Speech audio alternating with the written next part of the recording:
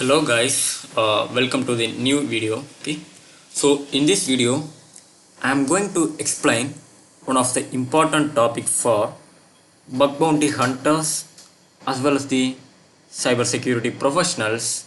Okay, so in this topic we are going to learn about how to detect WAF. Basically WAF means a web application firewall. Okay, it is also similar to the other firewalls. Okay, WAF, it is called as the web application firewall. So we know that other firewalls can detect the malicious traffics and malicious files and malicious port and all these things. Similar to that firewall, web application firewall also detect some of web application based attacks like SQL injections, cross-site scriptings, LFI, RFI, and some of the basically we will say so many web application attacks, right? Like SQLi, CSRF, SSRF, and all these things. Basically, the web application firewall used to detect these type of things, these type of malicious information. If the attacker inject a SQL query, automatically the web application firewall take the query and block the attacker. Okay, similar to the other firewalls like the other firewalls detect the port, malicious port, detect the malicious files, and all these things. The same web application firewall also do similar things like detecting the SQLi and all those things. Basically, this type of firewall is used for protecting, securing the website from the attackers. Okay, so in this video, I am going to teach you how to detect if the target web application is protected with any WAF, any web application firewalls. Okay. Yeah, right. So in this scan, we are doing with the Nmap. So we need a Kali Linux, okay, for scanning with an Nmap. So I am going to scan a website, okay, normally. So first of all, basically in Nmap we have a 600 plus script in Nmap. These are the very useful script. Okay. One second, I will show all this script. Okay. User share Nmap script. Okay. This is the directory of Nmap script. Here you can see all the script. Okay. So if you are target, if you want to know the SMTP based information, you can go for this. You can go for this type of script, SMTP based, I think here. Okay, so SMTP based script. If you want to know the FTP based script or IP based script or broadcasting or HTTP based. Okay, if you want a, for example, if you want a who is information. Okay, about the website information, if you go for a who is minus ip.nsc. If you want to know about the telnet information, you go for the telnet. Okay, or if you want to go for, if you want a SSH information, if you go to the SSH based script. Okay, so similar to the SMTP and HTTP script, we have a web application firewall detection script. I think here. Okay, the HTTP WAF detect.nsc and the HTTP WAF fingerprint.nsc. These are the two scripts. These are the two scripts. It's a very useful script for bug bounty hunters. Basically, think about the bug bounty hunters. They were scanning the website, right? They were scanning the website using the Bubsuit, and they are using similar tools. Okay. They need to detect if the web application using any type of firewalls. Okay, so first of all, bug bounty hunters want to detect, okay, want to know the target web application using any type of firewalls. If the target web application using some sort of firewalls, if we know the target application use the Cloudflare firewall, we can able to script like bypassing the Cloudflare firewalls. Okay, This is the thing. This is a very important topic for the bug bounty hunters because fingerprint. Okay, here we are seeing the HTTP minus WAF fingerprint. Basically, fingerprint means what type of firewall they were using. If they are using a security firewall, or they are using the Cloudflare, or they are using Cisco, or they are using Fortinet or any type of firewall. Basically, the Nmap detect what type of firewall they were using. Okay, so if we know if the web application using the Cloudflare firewall, we can able to go to the Google Cloudflare. Okay, you can see that 403 forbidden bypass. Here we can see what are the ways we have to bypass the Cloudflare. Okay, this is a very important thing, very important topic for the security professionals as well as the bug bounty hunters. If the bug bounty hunters can able to detect what type of firewall they're used, they can able to script like bypassing the firewalls. Okay, here you can see the so many other type of information, 502 bad gateway, and the attacker using some other script, and there is just a code like 200. Okay, so you can see that information, right?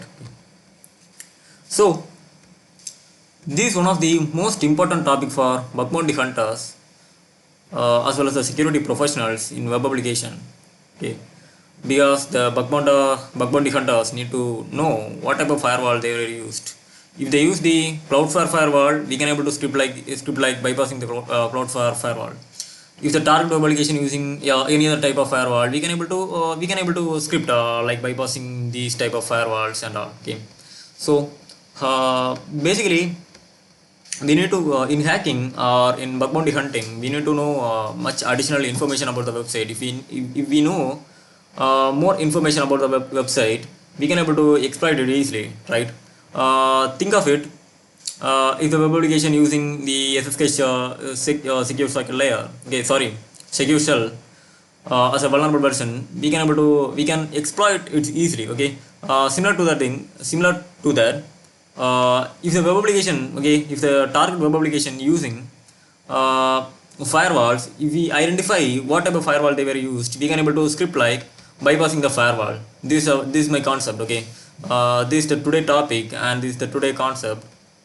So today in this video we are going to learn how to detect the firewalls. Okay, WAF, web application firewalls, and also we are going to see what type of firewall they were used. Okay, if they used Cloudflare or Fortinet or anything. Okay.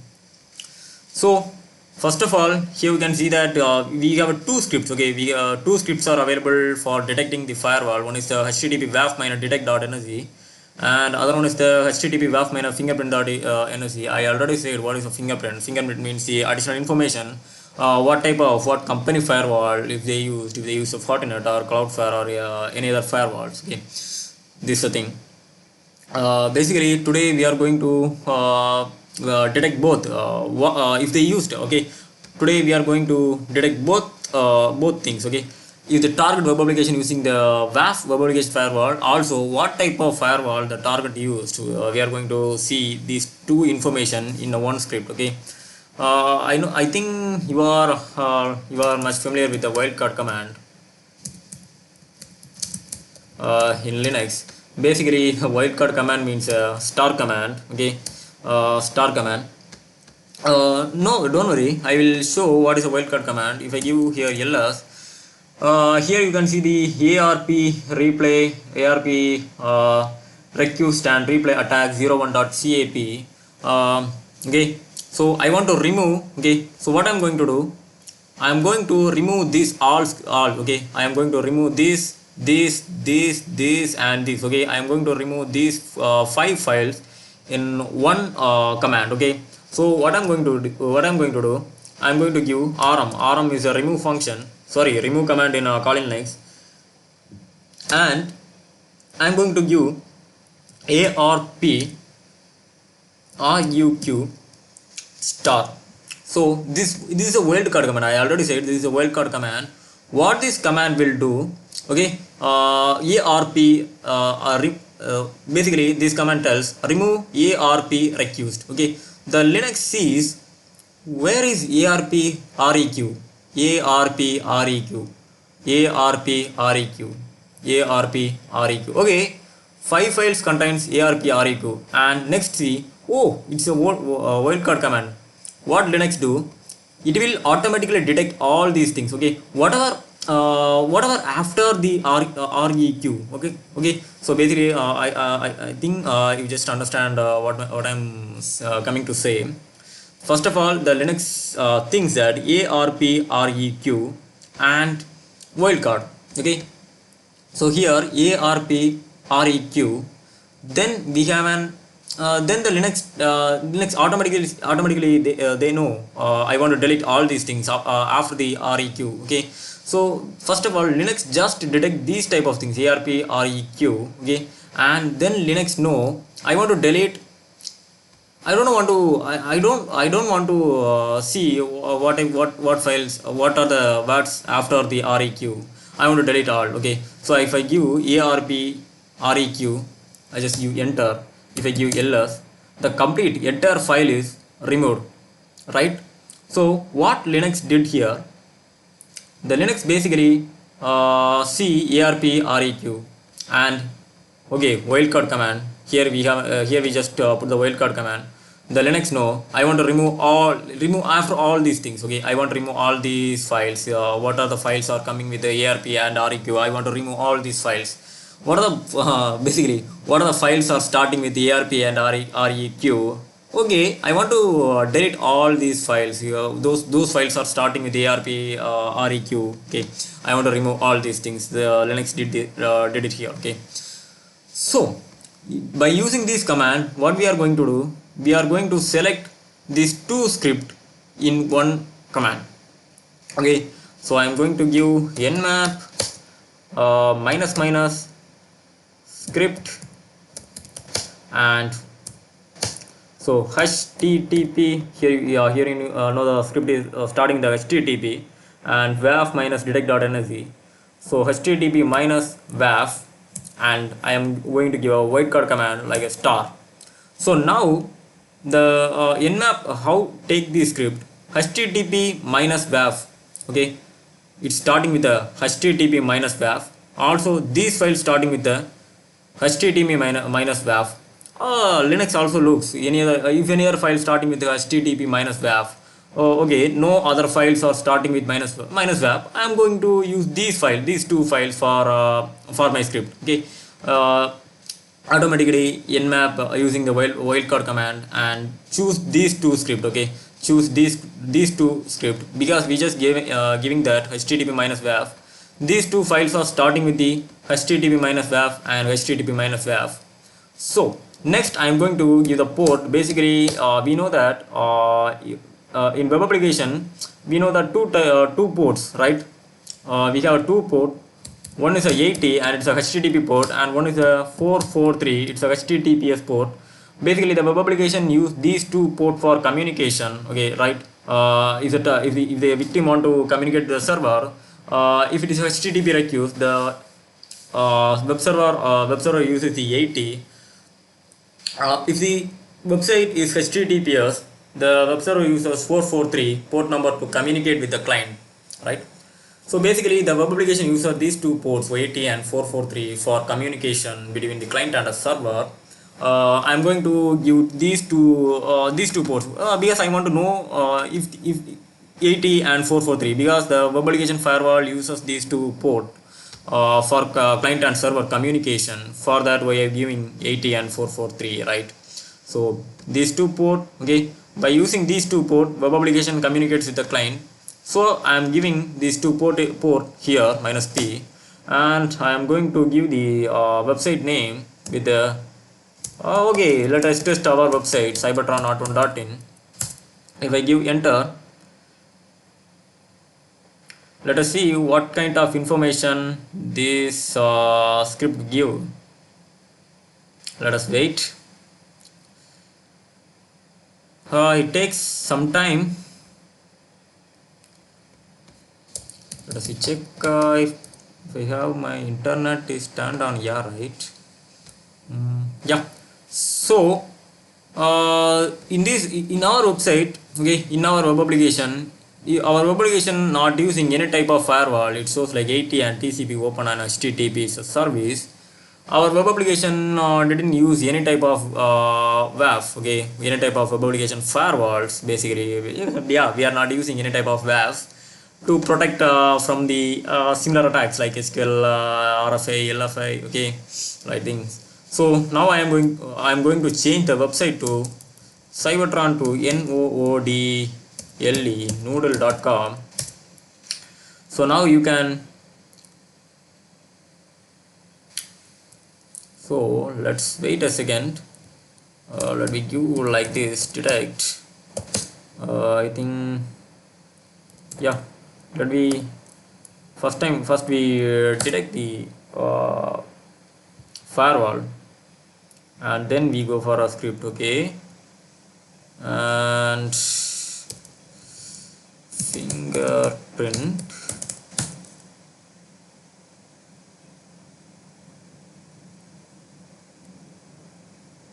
Let us wait if it is giving a type of information. Let me see. Yeah, right. So now you can see the information, right, HTTP WAF fingerprint minus port 80 and 443 noodle.com. So it shows the 80 TCP open HTTP, and here you can see detected WAF. So our script detected a web application firewall. The web application firewall is Cloudflare. It is a Cloudflare firewall. If I want to exploit this website, what I am doing, just going to search if there is any bypassing script for Cloudflare, and I am going to injecting and I am injected that script. If the website is vulnerable, it automatically it's my control. Okay, yeah. Let me go for another website. Let me use the our own website one more time, cybertron.in. With the HTTP WAF minus fingerprint script. Okay, yeah, here the wildcard command is not working, but most of the time this wildcard command is working. I don't know why this command is not working in here. No problem. So our result comes with the nmap. So here you can see the our cybertron.in website. It's not using any type of firewalls, but earlier I just scanned the noodle.com. This you can see the noodle.com uses the web application firewall as a Cloudflare. Okay, this is one of the most important most important topic for bug bounty hunters who want to know about know additional information about the website, like what type of security the website using. Based on the security, we are going to moving we are modifying our script, and we can send and we can able to exploit that website, right? So this is a concept today. I think hope you all are clear about this. Okay, let me see in the next video. Thank you. Bye.